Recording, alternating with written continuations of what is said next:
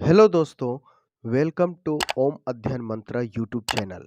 स्वागत है आप सभी विद्यार्थियों का अध्ययन मंत्रा के इस यूट्यूब चैनल में। जैसा कि आप जानते हैं, मैट्रिक परीक्षा से संबंधित मॉडल प्रश्न पत्र जारी कर दिया गया है और आज हम विज्ञान के सेट 5 का मॉडल प्रश्न पत्र आपको हल करके बतलाते हैं। तो चलिए शुरू करते हैं। झारखंड शैक्षिक अनुसंधान एवं प्रशिक्षण परिषद रांची अर्थात JCERT रांची के द्वारा यह मॉडल प्रश्न पत्र जारी किया गया है। कक्षा 10 के मॉडल प्रश्न हैं। विषय विज्ञान के हैं। समय इसमें 1 घंटे 30 मिनट दिए जाएंगे और जो कुल पूर्णांक होंगे वो होंगे 40 पूर्णांक के। यह जो सामान्य निर्देश है ये पहले ही हम लोग पिछले वीडियो में हम लोग जिक्र कर चुके हैं। तो आइए चलते हैं क्वेश्चंस नंबर 1 की ओर। क्वेश्चन नंबर 1 है इसमें कि प्रकाश की किरणें गमन करती है। तो प्रकाश की किरणें जो हमारी गमन करती है वह हमेशा कहाँ गमन करती है? सीधी रेखा में गमन करती है। इस प्रकार से क्वेश्चन नंबर 1 का जो उत्तर होगा वह होगा ऑप्शन नंबर ए, सीधी रेखा में। ऑप्शन नंबर ए, सीधी रेखा में।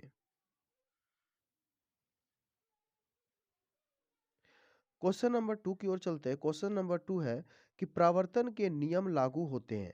तो प्रावर्तन के नियम लागू कहाँ पे होते हैं? ऑप्शन इसका है ऑप्शन नंबर ए में केवल समतल दर्पण पर, बी में केवल अवतल दर्पण पर, सी है केवल उत्तल दर्पण और डी है सभी प्रावर्तक पृष्ठों पर। तो जैसे कि हम लोग जानते हैं कि प्रावर्तन के जो नियम होते हैं वो सभी प्रावर्तक पृष्ठों पर लागू होते हैं। इस प्रकार से इस क्वेश्चंस का जो सही जवाब होगा वह होगा ऑप्शन नंबर डी, सभी प्रावर्तक पृष्ठों पर। अगला क्वेश्चन है क्वेश्चन नंबर 3 कि किसी गोलीय दर्पण की फोकस दूरी उसकी वक्रता त्रिज्या की क्या होती है? तो जो किसी भी गोलीय दर्पण की जो फोकस दूरी होती है वह उसकी वक्रता त्रिज्या की आधी होती है। अर्थात हम लोग जानते हैं कि फोकस दूरी जो होता है वह क्या होता है? वक्रता त्रिज्या का क्या होता है? आधा होता है फोकस दूरी। इस प्रकार से इस प्रश्न का जो सही उत्तर होगा वह होगा ऑप्शन नंबर ए, आधी। अगला क्वेश्चन है क्वेश्चन नंबर 4 में दिया गया है कि एक गोलीय दर्पण की वक्रता त्रिज्या 20 सेंटीमीटर है तो इसकी फोकस दूरी क्या होगी? जैसा कि हम लोग अभी ऊपर वाले प्रश्न में जाने कि फोकस दूरी क्या होती है? गोलीय दर्पण सॉरी फोकस दूरी जो होती है वो क्या होती है? वक्रता त्रिज्या की आधी होती है। तो हमारी वक्रता जो त्रिज्या है वो क्वेश्चन नंबर 4 में दिया हुआ है, कितनी है? 20 सेंटीमीटर। तो वक्रता त्रिज्या यदि मेरा 20 सेंटीमीटर है तो उसकी फोकस दूरी क्या होगी? तो उसकी फोकस दूरी जो होगी वह होगी 10 सेंटीमीटर। और इस प्रकार प्रश्न नंबर 4 का जो जवाब होगा वह होगा option number B, 10 centimetre. Question number 5 है जब वस्तु अवतल दर्पण के वक्रता केंद्र सी पर हो तो प्रतिबिंब कहाँ बनेगा? अर्थात को इस प्रश्न में बोला जा रहा है कि जब वस्तु को हम लोग अवतल दर्पण के वक्रता केंद्र अर्थात सेंटर ऑफ कर्वेचर पर जब होती है वस्तु तो इसका प्रतिबिंब कहाँ पे बनता है? तो चलिए इसके विषय में हम लोग जानते हैं। देखिए, जब वस्तु हमारा कहाँ पे हो? सी पर हो तो यहाँ से ये है हमारा वस्तु है ए बी। अब यहाँ से हम लोग एक प्रकाश की किरण निकालते हैं। ये जाके दर्पण से परावर्तित होकर कहाँ से गुजरती है? फोकस से होकर गुजरती है। फिर दूसरी लाइट रे हम लोग यहाँ से निकालते हैं तो ये भी जाके दर्पण से परावर्तित होकर कहाँ से गुजरती है? फोकस से होकर गुजरती है। और ये दोनों बिंदु कहाँ पे जाके मिलती है? सेंटर ऑफ कर्वेचर पर ही जाके मिलती है। अर्थात यहाँ इसका जो उत्तर होगा इस प्रश्न का, वो प्रतिबिंब है वो कहाँ पे बनेगा? सी पर ही बनेगा और आंसर होगा इसका ऑप्शन नंबर ए, सी पर। अब यह प्रतिबिंब अगर क्वेश्चन पूछता कि यह प्रतिबिंब कैसा बनेगा, तो प्रतिबिंब जो हमारा बन रहा है वो कैसा बन रहा है? वास्तविक बन रहा है। और वास्तविक प्रतिबिंब और कैसा प्रतिबिंब बन रहा है? उल्टा प्रतिबिंब बन रहा है। तो वास्तविक प्रतिबिंब एक बात याद रखिएगा कि वास्तविक प्रतिबिंब जो होता है वह हमेशा कैसा बनता है? उल्टा प्रतिबिंब बनता है। अगला क्वेश्चन है क्वेश्चन नंबर 6 कि अवतल दर्पण में वस्तु का प्रतिबिंब जो होता है वह कैसा होता है? तो अवतल दर्पण में जो वस्तु का प्रतिबिंब होता है वह होता है आभासी भी और वास्तविक भी, दोनों प्रकार के प्रतिबिंब बनते हैं। इसलिए इस प्रश्न का जो उत्तर होगा वह होगा हमारा ऑप्शन नंबर सी, ए और बी दोनों। अगला क्वेश्चन क्वेश्चन नंबर 7 की ओर चलते हैं। क्वेश्चन नंबर 7 में है कि वाहनों के पश्च दृश्य दर्पण के रूप में किस दर्पण का उपयोग किया जाता है? पश्च दृश्य मीन्स मतलब होता है साइड मिरर। तो वाहन में जो साइड मिरर लगा हुआ होता है उसमें हम लोग किस दर्पण का उपयोग करते हैं? तो वाहनों में जो साइड मिरर रहता है उसमें हमेशा उत्तल दर्पण लगा हुआ रहता है। तो हम लोग किस दर्पण का उपयोग करते हैं? उत्तल दर्पण का उपयोग करते हैं। अगला क्वेश्चन है सोलर कुकर में किस गोलीय दर्पण का उपयोग किया जाता है? तो सोलर कुकर में जो होता है वह होता है अवतल दर्पण और इसमें हम लोग अवतल दर्पण का उपयोग करते हैं। इस प्रकार से ऑप्शन नंबर 8 का इस प्रकार से ऑप्शन प्रश्न नंबर जो 8 होगा उसका जवाब होगा ऑप्शन नंबर ए अवतल दर्पण। अगला क्वेश्चन हम लोग क्वेश्चन नंबर 9 की ओर चलते हैं। क्वेश्चन नंबर 9 में है किसी गोलीय दर्पण तथा किसी पतले गोलीय लेंस दोनों की फोकस दूरी कितनी दी हुई है? 15 सेंटीमीटर दी हुई है। गोलीय दर्पण और गोलीय लेंस दोनों की फोकस दूरी दी हुई है कितनी? 15 सेंटीमीटर दिया हुआ है। तो बोल रहा है कि दर्पण जो होगा वो कैसा दर्पण होगा? दोनों अवतल होगा, दोनों उत्तल होगा, दर्पण अवतल और लेंस उत्तल होगा या दर्पण उत्तल और लेंस अवतल होगा। तो ध्यान दीजिएगा कि जब हम लोग ये हमारा क्या है अवतल दर्पण है। अवतल दर्पण में जब यहाँ से ये हमारा मुख्य अक्ष के समांतर ये गुजरता है, इधर जो होता है इधर जो हमारी जो प्रतिबिंब बनती है वो हमेशा पॉजिटिव में बनती है और लेफ्ट में जो हमारा प्रतिबिंब बनता है वो हमेशा किस में बनता है? नेगेटिव में बनता है। तो इस प्रकार से अवतल दर्पण में जो हमारा प्रतिबिंब होगा वह किस में बनेगा? नेगेटिव में बनेगा अर्थात माइनस में बनेगा। और जब हम लोग अवतल लेंस में जाते हैं तो अवतल लेंस यह हमारा अवतल लेंस हुआ और यहाँ पर भी ये हुआ हमारा प्रिंसिपल एक्सिस मुख्य अक्ष और यहाँ पे राइट तरफ भी साइन इसमें भी प्लस होता है और यहाँ पे लेफ्ट तरफ जो साइन बनता है वो इसमें भी माइनस होता है। अर्थात जो हमारी जो फोकस दूरी होगी वो कहाँ पे आती है? मैं ऋणात्मक की ओर आती है, अंदर की ओर होती है, इसलिए हमारी जो फोकस दूरी होगी वह कहाँ पे बनेगी? माइनस अंदर की ओर बनेगी। तो इस प्रकार से इस प्रश्न का जो जवाब होगा वह होगा ऑप्शन नंबर ए दोनों अवतल। अगला प्रश्न है प्रश्न नंबर 10। प्रश्न नंबर 10 है हमारा कि किसी लेंस की क्षमता और उसकी फोकस दूरी में क्या संबंध होता है?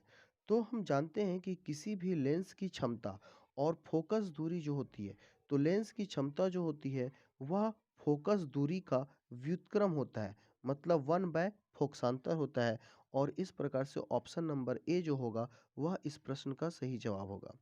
अगला क्वेश्चन है लेंस का आवर्धन का व्यंजक लिखें। लेंस का जो आवर्धन होता है वह होता है हमारा एम इक्वल टू भी बाय यू अर्थात प्रतिबिंब की दूरी और डिवाइडेड बाय वस्तु की दूरी। तो यह है ऑप्शन नंबर बी में। तो लेंस का आवर्धन जो होगा वो ऑप्शन नंबर बी इसका सामान्य उत्तर होगा। अगला क्वेश्चन है 12 नंबर सामान्य दृष्टि के वयस्क के लिए सुस्पष्ट दर्शन की अल्पतम जो दूरी होती है वह क्या होती है?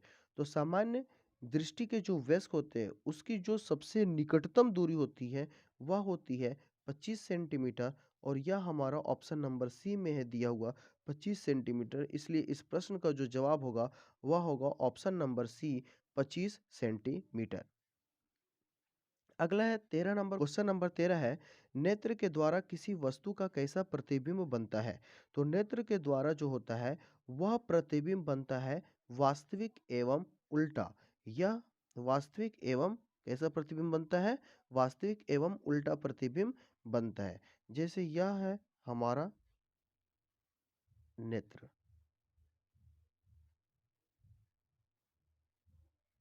यह है हमारा नेत्र। अब यहाँ पे कोई वस्तु हम रखे हुए हैं, तो यहाँ से ये लाइट रे जाती है, तो इसका जो प्रतिबिंब बनता है यहाँ रेटिना पे, ये क्या बनता है? वो रियल इमेज बनता है। लेकिन रियल इमेज बनता है और लेकिन जो प्रतिबिंब होता है वो हमेशा क्या होता है? इन्वर्टेड होता है, अर्थात उल्टा प्रतिबिंब बनता है। क्वेश्चन नंबर 14 जो है वो क्वेश्चन नंबर 14 है, वह दिया हुआ है, निम्नलिखित में से किस अभिक्रिया में दो अलग-अलग परमाणु या परमाणुओं के समूह का आपस में आदान-प्रदान होता है? तो आपस में जो आदान-प्रदान होता है, वह होता है द्विविस्थापन अभिक्रिया में। किस अभिक्रिया में होता है? द्विविस्थापन अभिक्रिया में परमाणुओं का आदान-प्रदान होता है। जैसे एग्जाम्पल है आपका AgNO3 को जब हम लोग सोडियम क्लोराइड के साथ संयोग करवाते हैं, तो इसमें क्या होता है? यह जो हमारा सिल्वर होता है, वह किससे अभिक्रिया करता है? क्लोरीन के साथ। और क्या बना देता है? सिल्वर क्लोराइड बनाता है, AgCl बनाता है। और हमारा जो यहाँ पे सोडियम है, यह नाइट्रेट के साथ अभिक्रिया करता है और क्या बनाता है? NaNO3 बनाता है। अर्थात इस प्रकार से द्विविस्थापन अभिक्रिया इस समीकरण में हो रही है। और इस प्रश्न का जो जवाब होगा, वह होगा हमारा द्विविस्थापन। इसमें से अलग-अलग जब भी परमाणु या परमाणुओं का समूह आपस में आदान-प्रदान होता है, तो इस अभिक्रिया को क्या कहते हैं हम लोग? द्विविस्थापन अभिक्रिया कहते हैं। अगला प्रश्न है, रासायनिक अभिक्रिया को संतुलित किस नियम के आधार पर किया जाता है? तो रासायनिक अभिक्रिया को संतुलित हम लोग किस अभिक्रिया के आधार पर करते हैं? द्रव्यमान संरक्षण के नियम के आधार पर करते हैं। और यह ऑप्शन नंबर ए में है, इसलिए इस प्रश्न का जो जवाब होगा वह होगा ऑप्शन नंबर ए, द्रव्यमान संरक्षण का नियम।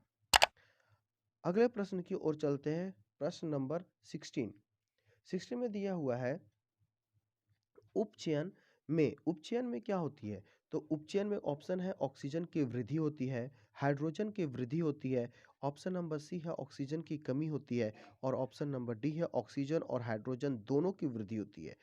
तो उपचयन में क्या होता है? ऑक्सीजन की वृद्धि होती है। और इस प्रकार से ये इस प्रश्न का जो जवाब होगा वह होगा ऑप्शन नंबर ए, ऑक्सीजन की वृद्धि होती है। और अगर प्रश्न रहता कि अपचयन में क्या होता है, तो अपचयन में क्या होती है? ऑक्सीजन की कमी होती है। इस बात को आप याद रखिएगा। अगला प्रश्न है प्रश्न नंबर 17 कि पदार्थ X के विलयन का उपयोग सफेदी करने में होता है। किसमें होता है? सफेदी करने में होता है। और यह जो X है, उस X का नाम क्या है? तो यह जो X है, इस X का जो नाम होता है वह होता है कैल्शियम ऑक्साइड, जिसे हम लोग किस नाम से जानते हैं? चूना के नाम से जानते हैं। तो इस प्रश्न का ऑप्शन होगा option number B, calcium oxide. अगला है क्वेश्चन नंबर 18, धातु की प्रकृति धातु के ऑक्साइड धातु के ऑक्साइड की प्रकृति क्या होती है? तो धातु की जो ऑक्साइड होती है उसकी प्रकृति होती है क्या? क्षारीय प्रकृति होती है। और ऑप्शन नंबर बी इस प्रश्न का सही जवाब होगा। अगला प्रश्न है प्रश्न नंबर 19, दिया गया चित्र क्या दर्शाता है? दिया गया चित्र में ऑप्शन नंबर ए है, शांत जल की बर्बादी को रोका जाए। बी में है सांद्र अम्ल क्षारक वाले बर्तन में लगा चेतावनी। सी में है धूम्रपान से बचे। और डी में है भोजन करने से पहले हाथ धोना चाहिए। तो इस प्रश्न का जो जवाब होगा वह होगा ऑप्शन नंबर बी, सांद्र अम्ल क्षारक वाले बर्तन में लगा चेतावनी को दर्शाता है। और प्रश्न नंबर 20 है, क्षारक जल में घुलकर कौन आयन प्रदान करता है? तो क्षारक जो होता है वह जल में घुलकर कौन सा आयन प्रदान करता है? OH माइनस आयन प्रदान करता है। और इस प्रश्न का जो जवाब होगा वह होगा option number B, OH ion. अगला प्रश्न है 21 नंबर, अम्ल धातु के साथ अभिक्रिया करके कौन सी गैस निकलती है? तो अम्ल जो होता है वह धातु के साथ अभिक्रिया करके हाइड्रोजन गैस निकालती है और हाइड्रोजन हमारा ऑप्शन नंबर 1 में दिया हुआ है, इसलिए इस प्रश्न का जवाब होगा option number A, hydrogen gas. अगले प्रश्न की ओर चलते हैं। प्रश्न नंबर 22 में है। प्रश्न नंबर 22 जो है हमारा, क्लोर क्षार प्रक्रम से किस पदार्थ का निर्माण होता है? तो क्लोर क्षार प्रक्रम से हमारा सोडियम हाइड्रोक्साइड का निर्माण होता है और sodium hydroxide option number A में है। इस प्रकार से इस प्रश्न का जो जवाब होगा वह होगा option number A, sodium hydroxide. अगला है 23 नंबर प्रश्न, एक पदार्थ है जो जल में घुलनशील है, स्वाद में कड़वा, स्पर्श उस साबुन की तरह है तथा प्रकृति संक्षारक है, तो वह जो पदार्थ होगा वह क्या होगा? तो वह जो पदार्थ जो होता है, इसकी जो प्रकृति होती है वह होती है क्षारक, और क्षारक की प्रकृति क्या होती है कि स्वाद में कड़वा होता है और वह साबुन की तरह चिकना होता है। तो ऑप्शन नंबर डी जो होगा वह इस प्रश्न का सही जवाब होगा क्षारक। प्रश्न नंबर 24 में चलते हैं। निम्नलिखित में किस पीएच मान वाले वर्षा को अम्लीय वर्षा कहेंगे? तो किस पीएच मान वाले अम्ल को कहते हैं अम्लीय वर्षा? तो अम्ल क्या होता है? यदि जिस पीएच का वैल्यू 7 से कम होता है वह अम्लीय प्रतिकृति की होती है। तो 7 से वैल्यू किसका है? ऑप्शन नंबर बी में है, जिसका वैल्यू है कितना? 5 दिया हुआ, इसलिए अम्लीय वर्षा का वैल्यू यहाँ पे क्या हो जाएगा? अम्लीय वर्षा किसे कहेंगे? ऑप्शन नंबर बी, 5 को। अगला प्रश्न है 25 नंबर, किसी अभिक्रिया में गैस निकल रही है, उसके पास जलती हुई तीली अगर ले जाया जाता है तो गैस फटफट की ध्वनि के साथ जलती है, मतलब गैस में हल्की आवाज होती है। तो वह गैस जो होती है वह कौन सी गैस होती है जो फटफट के साथ जलती है? तो यह जो गैस होती है वह होती है हाइड्रोजन गैस, और इस प्रकार से ऑप्शन नंबर सी इस प्रश्न का सही जवाब है, हाइड्रोजन गैस। क्वेश्चन नंबर 26 है, रासायनिक अभिक्रिया में होता है। रासायनिक अभिक्रिया में क्या होता है? ऑप्शन नंबर ए है अवस्था में परिवर्तन, बी है रंग में परिवर्तन, सी है गैस में परिवर्तन और डी में है उपरोक्त सभी। तो रासायनिक अभिक्रिया में जो होता है उसमें अवस्था में भी परिवर्तन होता है, उसके रंग में भी परिवर्तन होता है, गैस में भी परिवर्तन होता है, और इस प्रकार से इस प्रश्न का जो सही जवाब होगा वह होगा ऑप्शन नंबर डी, उपरोक्त सभी। अगला क्वेश्चन है 27 नंबर, मनुष्य के पाचन तंत्र में भोजन का अवशोषण कहाँ होता है? तो औसत भोजन का जो अवशोषण होता है वह होता है हमारी कहाँ पे? छोटी आंत में होता है, और छोटी आंत ऑप्शन नंबर बी में दिखाई दे रहा है, इसलिए इस प्रश्न का जो जवाब होगा वह होगा ऑप्शन नंबर बी, छोटी आंत। अगला क्वेश्चन है क्वेश्चन नंबर 28, रक्त वाहिकाएं जो रुधिर को हृदय से शरीर के विभिन्न भागों तक ले जाती है क्या कहलाता है? तो वैसी रक्त वाहिकाएं जो रुधिर को कहाँ से ले जाती है? हृदय से शरीर के विभिन्न भागों तक ले जाती है, उसे हम लोग किस नाम से जानते हैं? तो उसे हम लोग धमनी के नाम से जानते हैं, और इस प्रकार इस प्रश्न का जो जवाब होगा ऑप्शन नंबर बी होगा, धमनी। और अगर कोई प्रश्न रहता कि रक्त वाहिकाएं जो रुधिर को शरीर के विभिन्न भागों से हृदय की ओर ले आती है वह क्या कहलाता है? तो उसे हम लोग शिरा के नाम से जानते हैं। अगला प्रश्न में हम लोग चलते हैं। प्रश्न नंबर 29 जो है उसमें लिख रहा है कि कोई अंग कट जाने पर रुधिर का थक्का बनाने में कौन मदद करता है? तो जब भी कहीं भी किसी व्यक्ति का कोई अंग कट जाता है या कहीं चोट लग जाती है और वहां से ब्लड जो निकलता है, तो ब्लड का जो थक्का होता है वह बनने में जो मदद करता है वह हमारा कौन करता है? प्लेटलेट्स करता है। कौन करता है? प्लेटलेट्स करता है। अर्थात हम लोग यहाँ पे जैसा कि एक्सप्लेनेशन इसका में हम लोग जानते हैं कि रक्त का थक्का बनने में चरण में प्लेटलेट्स रक्त वाहिनियों से बाहर निकल आते हैं और फूल कर आसपास के संयोजी ऊतकों के कोलेजन से ये क्या होते हैं? चिपक जाते हैं। लगभग 1 मिनट में यह प्लेटलेट्स का प्लग बनाकर रक्त वाहिनियों के टूटे या कटे-फूटे छिद्र को बंद कर देते हैं, जिससे रक्त बहना हमारा बंद हो जाता है और इसी प्रक्रिया को प्लेटलेट्स या एग्रीशन प्लेटलेट्स हम लोग कहते हैं। अर्थात हमारा जो ब्लड होता है, यह जो ब्लड होता है, इसके बारे में आप लोग को थोड़ा डिटेल से बता देते हैं। ब्लड जो होता है हमारा रक्त, यह मुख्य रूप से 2 भागों में विभाजित होता है। पहला होता है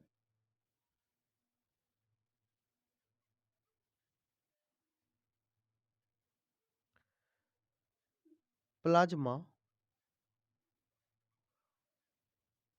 और ये दूसरा होता है हमारा रक्त कोशिकाएँ। रक्त कोशिकाएँ। प्लाज्मा जो होता है, वह हमारा 55% पाया जाता है ब्लड में और रक्त कोशिकाएँ जो होती है, वह हमारा 45% है, वह ब्लड में पाई जाती है। अब रक्त कोशिकाएँ के भी 3 भाग होते हैं, जिसमें से फर्स्ट में होता है आरबीसी, सेकेंड भाग इसका होता है डब्ल्यूबीसी, जिसे व्हाइट ब्लड सेल कहते हैं, और थर्ड में होता है हमारा प्लेटलेट्स प्लेटलेट्स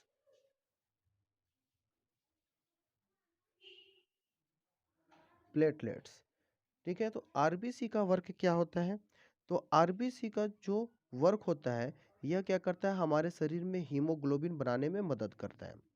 डब्ल्यूबीसी का वर्क क्या करता है कि हमारे शरीर में रोगाणुओं से ये लड़ने में स का वर्क करता है। और प्लेटलेट्स क्या होता है, कटे हुए भाग या कहीं चोट लग जाता है और वहाँ से रक्त निकलने लगता है, तो यह क्या करता है, उसको रक्त को पे थक्का बनाने का काम करता है, जिससे रक्त का बहना बंद हो जाता है। अगले क्वेश्चंस की ओर चलते हैं हम लोग। क्वेश्चन नंबर 30 है, पादप के वायवीय भागों द्वारा वाष्प के रूप में जल की जो हानि होती है, वह क्या कहलाती है? तो पादप के वायवीय भाग द्वारा जो जल की जो हानि होती है, उसे हम लोग वाष्पोत्सर्जन के नाम से जानते हैं और यह ऑप्शन नंबर सी में दिया हुआ है। इसलिए इस प्रश्न का जो जवाब होगा, वह होगा ऑप्शन नंबर सी, वाष्पोत्सर्जन। अगले प्रश्न की ओर चलते हैं। प्रश्न नंबर 31 है, प्रकाश संश्लेषण का मुख्य उत्पाद क्या है? तो प्रकाश संश्लेषण का जो मुख्य उत्पाद होता है, वह होता है कार्बोहाइड्रेट। क्या होता है? कार्बोहाइड्रेट होता है प्रकाश संश्लेषण का मुख्य उत्पाद, कार्बोहाइड्रेट। अगला क्वेश्चन है 32 नंबर, अमाशय के आंतरिक स्तर को का अम्ल से रक्षा किसके द्वारा की जाती है? तो अम्ल से रक्षा जो होती है, वह हम लोग श्लेष्मा के द्वारा की जाती है। इस प्रकार से इस प्रश्न का जो जवाब होगा, वह होगा श्लेष्मा। अगला प्रश्न है, निम्नलिखित में से किस जीव का क्षुद्रांत सबसे लंबा होता है? तो सबसे लंबा जो क्षुद्रांत होता है, जिसको हम लोग छोटी आंत के नाम से जानते हैं, स्मॉल इंटेस्टाइन, यह होता है गाय की। और इस प्रकार से इस प्रश्न को जवाब होगा, वह होगा ऑप्शन नंबर सी, गाय। अगला प्रश्न है, अमीबा में किस प्रकार का जनन होता है? तो अमीबा में जो जनन होता है, वह किस प्रकार का जनन होता है? विखंडन होता है। तो इसका जवाब होगा विखंडन, ऑप्शन नंबर ए। प्रश्न नंबर 35 है, पर्तन कलम रोपण इत्यादि किस प्रकार की जनन की विधि होती है? तो पर्तन कलम रोपण जो होती है, वह हमारा क्या होता है, कायिक प्रवर्धन होता है।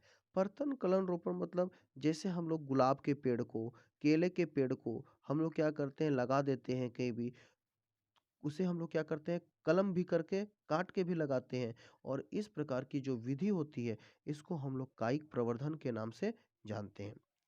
क्वेश्चन नंबर 36 है, निम्नलिखित में कौन पादप का मादा जनन अंग के भाग है? तो पादप जो पौधे के जो मादा जनन भाग है, वह होता है अंडाशय। और इस प्रकार इस प्रश्न का जो जवाब है, ऑप्शन नंबर बी है, अंडाशय।